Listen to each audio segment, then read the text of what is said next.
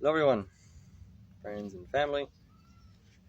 I have an update, a personal update, and another subject I want to talk about. First personal update, I am back at home.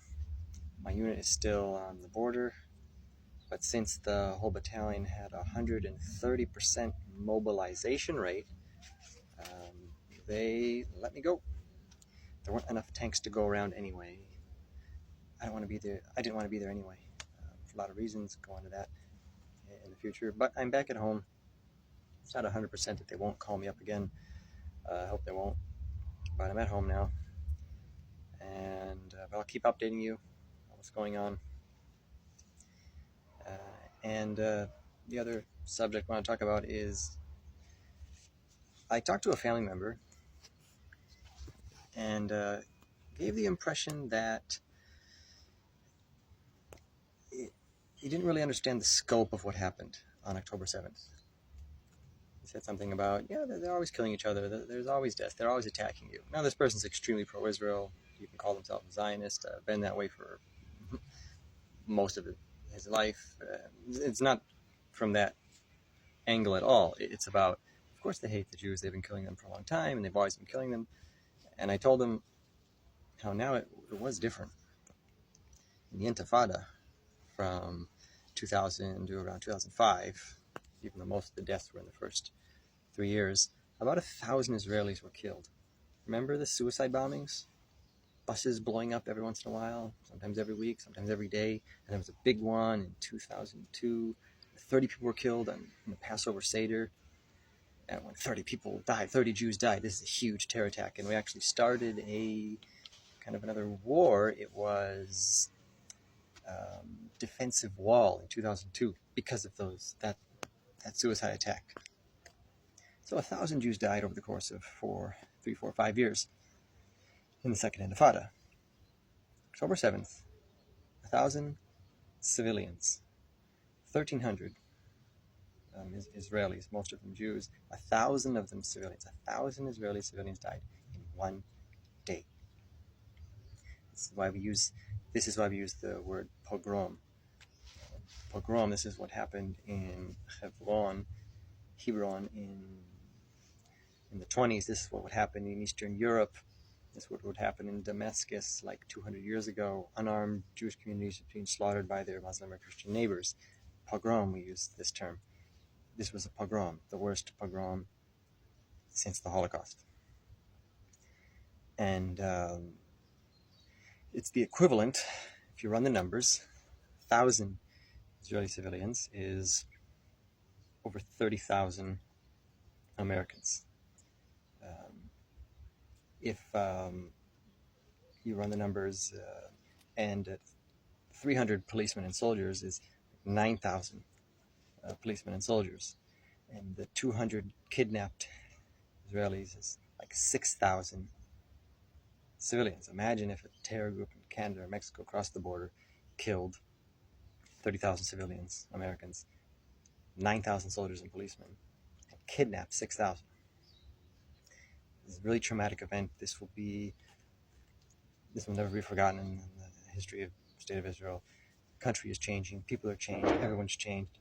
I'm changed. I'll tell you more about that in another future video. People are really they're doing some soul searching about their previous views. One of the words that a lot of Israelis are using is the concept. In Hebrew, they're saying concepция, the concept, how they conceived or how they perceived this conflict and what they thought we should do with Gaza. And it's just, everything's taking a 180. It seems like the people who really understood what was going on and why it was so terrible to leave Gaza in 2005 is the extreme far right. Everyone is pulling up old Facebook posts and tweets and articles in the newspaper about things they said and to see, like, look at what you said, like, you were completely right or you were completely wrong, and everyone is really just judging their own hearts, what part they played in this happening. So again, this is not another little intifada. This isn't just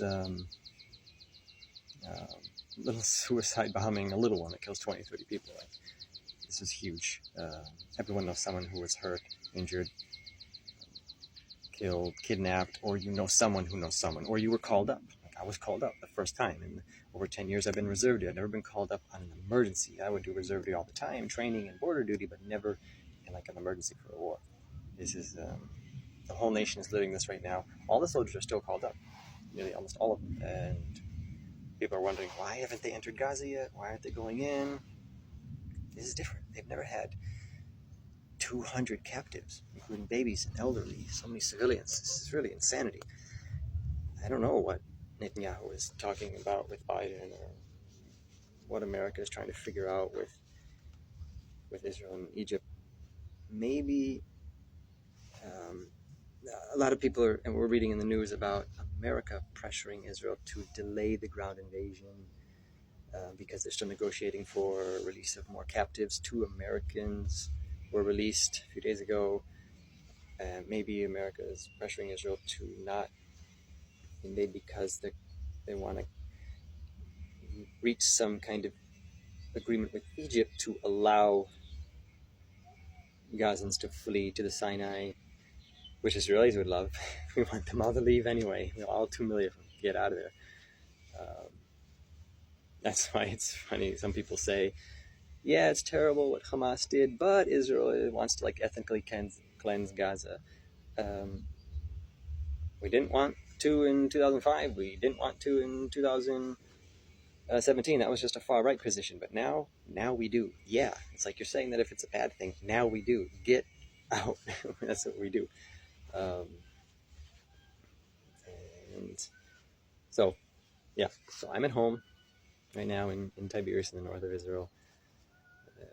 40 minutes away from my base and about 80 minutes away from the outpost I was on the border. This is a huge deal. It's equivalent to 30,000 American civilians being slaughtered in their homes, 9,000 soldiers, 6,000 being kidnapped if you look at the numbers comparatively. Because Israel's a small country, 9 million people, 7.5 million Jews.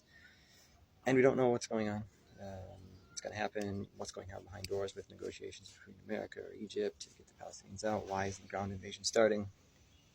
Everyone's real still on edge. Kids are at home. My daughter was supposed to go back to daycare, but there was a problem with the safe room, the bomb shelter, so we came back. And so, all right, meantime, we're all here. All right, love you guys. I'll keep updating you. Be in touch. Bye, everyone.